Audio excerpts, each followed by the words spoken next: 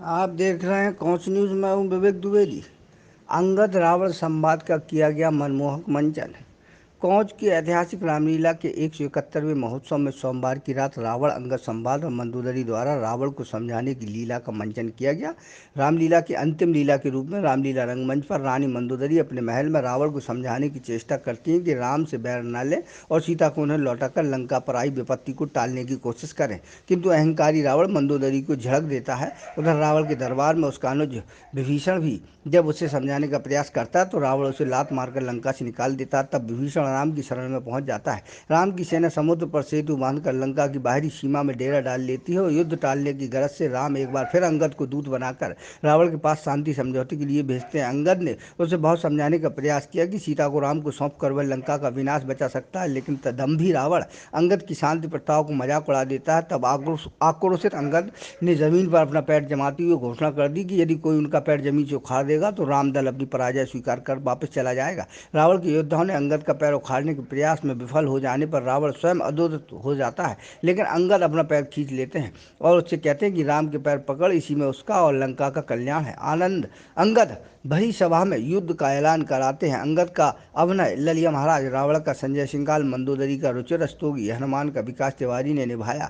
विभीषण प्रमोद सोनी, अतकाय जवाहर अग्रवाल, अकम्पन नीरज अग्रवाल, सुग्रीव प्रमोद विदुआ, नल राहुल बाबू, नील शिवाकांत, मेघनाद देवेश सोनी ने मनमोहक अभिनय किया। इस मौके पर धर्मदा रक्षी सभा के अध्यक्ष विजय गुप्ता, भोले रामलीला समिति के अध्यक्ष सुशील पटेल, मंत्री राहुल तिवारी, अभिनय विभाग अध्यक्ष मोहनदास नगाज, मंत्री सूरदीप सोनी, नीरज दुबे, राघवेंद्र तिवारी, राजेंद्र दुबे, सोनी विभाग से पवन अग्रवाल, केशव अवेदी, चंद्रशेखर तिवारी, हेमू, ऋषि झा, मृदुल दात्रे, संजय रावत, पुन्नी रछारी सहित लोग मौजूद रहे। आज है अंगद रावण संवाद। बाली का पुत्र अंगद समुद्र को लांघ करके और रावण के यहाँ पहुंचता है। वो भगवान राम की सेना में का प्रतिनिधि के रूप में वहां पर जाता है और रावण के तमाम सैनिकों के सामने वो एक चुनौती दे देता है कि हमारा ये पैर जमा दिया है, अगर कोई हटा दे तो मैं हारी मान लूंगा।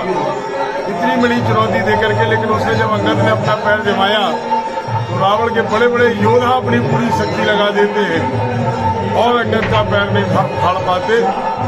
स्वयं रावण जब आगे बढ़ता तो अंगद अपना पैर पीछे खींच लेता। वो कहता है अगर पैर पकड़ना है तो भगवान राम के पैर पकड़ो।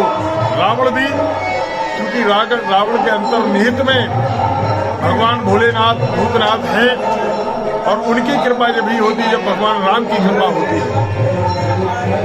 तो कहते नहीं कि रावण भी अनन्य भक्त था। तमाम उसने ग्रंथों की रचना की थी, वेदों का पाठ, संगीत का मर्मज्ञ, और तमाम उसने जड़ी बूटियों का निर्माण किया, रावण संहिता लिखी जो आज भी प्रचलित है। ये सब ईश्वर की कृपा थी।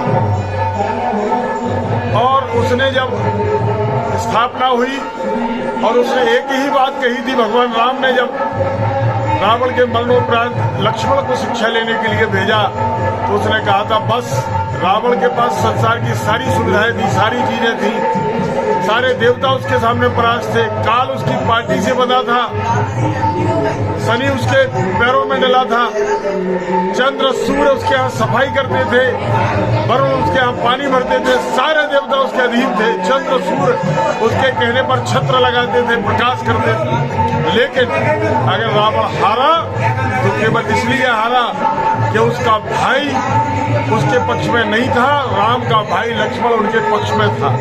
ये उनकी सफलता का राज था। दूसरा राज, रावण ने एक चीज और कही है कि अगर जीवन संसार में जीवित रखना है अपने आप को तो अपने राज गुप्त रखो, राज ओपन नहीं होना चाहिए। ये रावण की विद्वत्ता की विशेषता थी।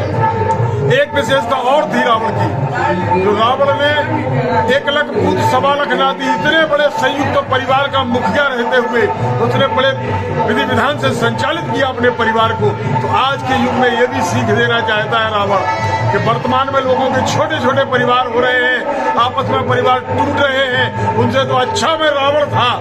मैंने अपने 1 लाख पुत्र 1.25 लाख नातियों के साथ पूरे परिवार को बखूबी संचालित किया और मैं समाज को एक दिशा देना चाहता था, सबको वैकुंठ भेजना चाहता था, इसीलिए मैंने स्वर्ग में सीढ़ी लगाई थी। यद्यपि ब्रह्मा का विधान बिगड़ रहा था इसलिए मैं मजबूर हुआ, लेकिन रावण के यहाँ समाजवाद था, सबको समानता से लेके रावण चलता था और सबको वैकुंठ भेजने की उसकी परिकल्पना थी।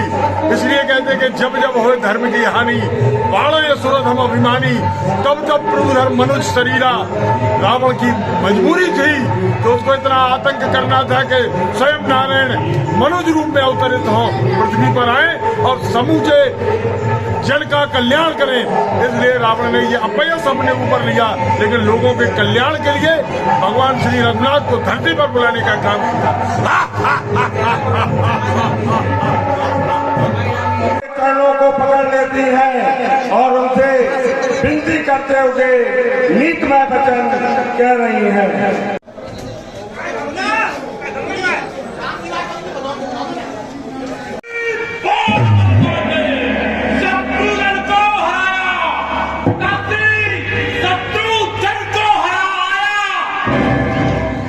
तुम भयभीत हो रही हो या फिर जल हो रही है, हमारा महारानी का पद रख गया।